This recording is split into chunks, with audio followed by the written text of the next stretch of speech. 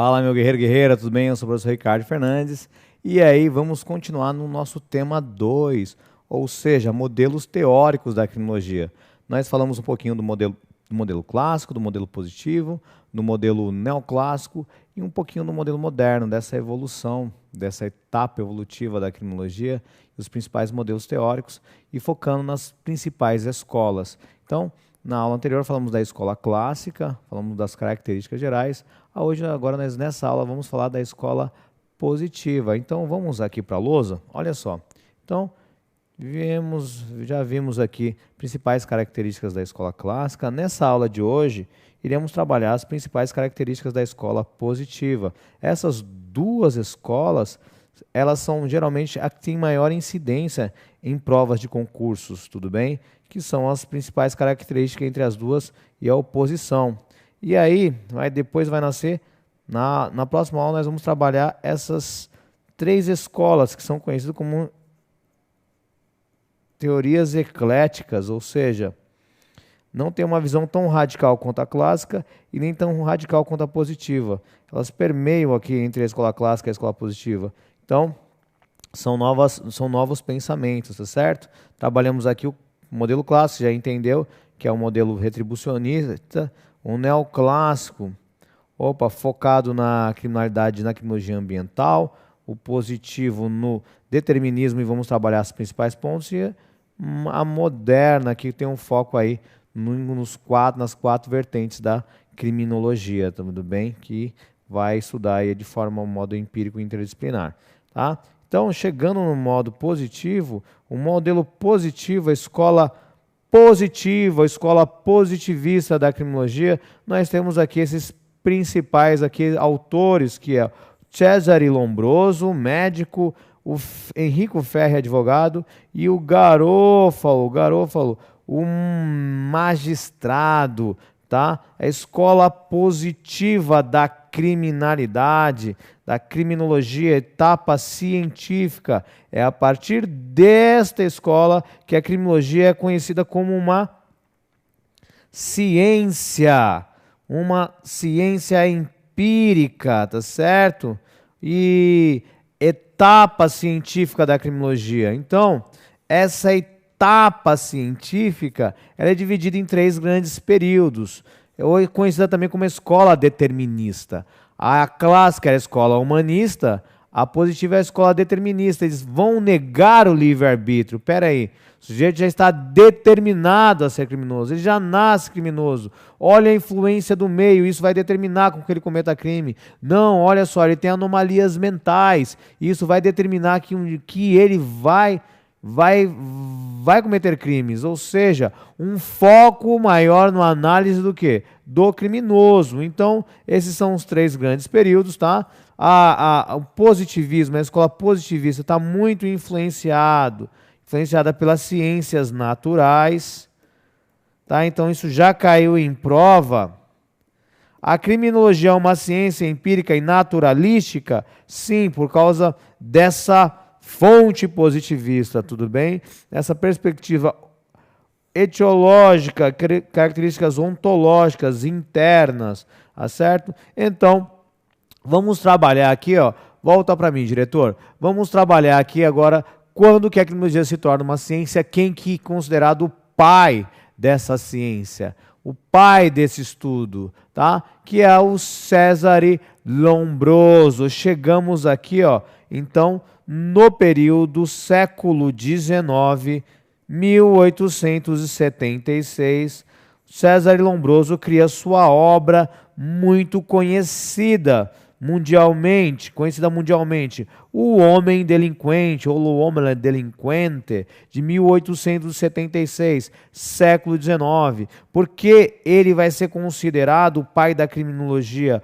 ou o pai da antropologia criminal. Ele é médico, ele inclusive foi médico do exército, e ele começou a fazer análises ali, autópsias de pessoas mortas nas prisões, e ele fez uma análise de mais de 25 mil presos, ou seja, ele utilizou do método indutivo, do método de observação dos fatos, observação da realidade, e foi criando características. Ó, o criminoso tem essa característica, vai colocando em comum e vai criar sua teoria, baseado muito na ideia do Darwin, não é isso? Vai beber muito da fonte. Olha só, esse sujeito não evoluiu, esse homem não evoluiu, ele é um ser selvagem, um ser ancestral, ou seja, ele tem uma séria probabilidade de ser um criminoso, se tornar criminoso. Inclusive, olha só a análise das suas, ele utiliza de tatuagens, olha o seu comportamento. Então, ele foi o primeiro a utilizar este método, essa análise, esse método empírico, e por isso ele vai ser conhecido como o pai da criminologia, tudo bem? Aqui sim, agora sim, a criminologia é uma ciência, então é uma ciência antiga, ó, 1876, século XIX, tá certo? E aí ele vai criar a sua teoria, a teoria do delinquente nato, tá bom? Dentro dos objetos da criminologia, nós estudamos o criminoso, a classificação de Lombroso. Depois ele tem a teoria do delinquente nato, depois ele vai criar. Mas espera aí, tem um ocasional também, tem o por paixão e tem o passional também, não é isso? O paixão e o profissional do crime. É o louco, o nato, o louco, o ocasional e o por paixão, ele vai dizer, tá? E é isso aí, tá? Ele vai, com os seus estudos, olha só, ele vai criar com a sua teoria do delinquente nato, ele vai fazer análise e vai dizer algumas características. Ele vai utilizar também de fontes de estudo da frenologia, tá? Olha só, os estudos do crânio, as anomalias do crânio. Então, ele vai dizer que o criminoso ele tem algumas características internas. Por isso, antropologia, o pai da antropologia criminal. Ele tem algumas mandíbulas volumosas, lábios grossos, assimetria facial, orelhas desiguais, barba rala, pele e olhos escuros, anomalias genitais, né? Polidactia, canhotismo, insensibilidade à dor, por isso o uso de tatuagens. Tá? Ele é um louco moral, não tem sensibilidade, falta senso moral para ele. Ó. Ele é vaidoso, preguiçoso, né? E utiliza os tatuagens. Então, com essas características antropométricas, ele vai criar a sua característica do delinquente nato. Tá? E o Lombroso também, ele vai dizer, volta para mim, diretor, dentro dos seus estudos também, ele vai fazer uma análise da mulher delinquente, tá certo? E aí, dentro da análise da mulher delinquente, olha só, também ele vai, a mesma forma que ele faz uma relação com o homem, características fisiológicas, antropométricas e características psicológicas, ele vai fazer também uma análise meio preconceituosa dentro da mulher, para a mulher. Então, esse marco histórico é muito importante, né? Que ele também vai dizer, olha só, que a mulher tem a mulher delinquente, a prostituta e a mulher normal. A mulher normal, ela é o que? A mulher honesta, ou seja, aquela mulher, a mulher que se casa, que fica em casa, cuida dos filhos, das crianças, fica dentro dessas atividades privadas. Então, nós temos uma análise de estudo de patriarcal, que você vai ver que exatamente isso. A mulher ela fica excluída da sociedade porque ela fica o quê? No espaço privado. Então ele vai dizer que a mulher honesta é isso. Inclusive, a mulher honesta, ela prefere morrer do que se prostituir, tá? Então a mulher já degenerada, a prostituta e a delinquente já são uma mulher degenerada, né? Então nem tem essa relação com a família, com os filhos. E aqui é uma foto da Gabriele Bompard, que ele vai fazer a análise e vai dizer que ela é uma delinquente nata, tá? Então, os estudos lombrosianos relacionado também ao homem delinquente e à mulher delinquente, tá certo? Tem uma série de olha só, volta para mim. Você perceber que os estudos lombrosianos ele não analisou os aspectos sociais, não analisou, ele fez uma análise amplamente, são essas características, isso aí tem um certo estigma e preconceito, tanto com a evolução da criminologia moderna e com as escolas sociológicas, que rasgaram um pouco com a visão lombrosiana e vão começar a fazer altas críticas ao Lombroso. Mas ele influenciou muito naquela época. Eram estudos como se fossem estudos inovadores, estudos científicos, tá certo? E ele vai ver o criminoso pelas características. Então, ele vai criar suas teorias do delinquente nato. Então, esse é o período antropológico da criminologia, tá bom? A influência da criminologia para o direito penal. Pera aí, esse sujeito não escolhe cometer crime, ele já nasce criminoso. Olha só as suas características, tá certo? E olha só o que eu analisei e consegui constatar. E aí nós temos o determinismo sociológico de Ferri. Ferri, inclusive, ele é discípulo de Lombroso, ele é advogado e ele vai criar uma obra muito importante, tá bom? Para o Lombroso, o importante é qual sua obra, o homem delinquente e as suas características gerais. Para o Ferri, qual que é a obra de Ferri? Vamos lá, é a Sociologia Criminal, tá? O Enrico Ferri também é conhecido como o pai da Sociologia Criminal, tá? Ele é conhecido como o pai da Sociologia Criminal. E o Ferri, diferentemente do Lombroso, ele vai dizer, existem os fatores internos, característicos, antropológicos, porém, existem os fatores físicos e os fatores sociais. Ou seja, ele vai dizer que existe uma tríade. Isso já caiu em prova da Polícia Civil do Estado de São Paulo. Quais são para Ferri, o que são considerados fatores determinantes de crime?